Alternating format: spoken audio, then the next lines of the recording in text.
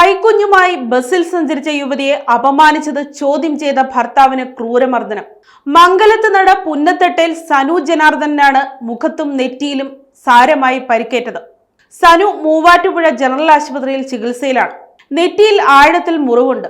എറണാകുളം മൂവാറ്റുപുഴ റൂട്ടിൽ സർവീസ് നടത്തുന്ന saint Thomas ബസ്സിൽ മൂവാറ്റുപുഴ ആശ്രമം ബസ് സ്റ്റാൻഡിൽ നിന്ന് മംഗലത്ത് നടയ്ക്ക് പോകാൻ കയറിയതായിരുന്നു സനുവും കുഞ്ഞും ഗർഭിണിയായ ഭാര്യ ആദിത്യയും. ബസ്സിൽ തിരക്കുള്ളതിനാൽ സനു ഒരു വശത്തെ സീറ്റിലും ആദിത്യയും കുഞ്ഞും നേരെ എതിർവശത്തെ സീറ്റിലുമാണ് ഇരുന്നിരുന്നത്. ഇതിനിടെ അക്രമി ആദിത്യയെ തുറച്ചു നോക്കിയും ആംഗ്യം കാണിച്ചും അസഭ്യം പറഞ്ഞും അപമാനിച്ചും കൊണ്ടിരുന്നു.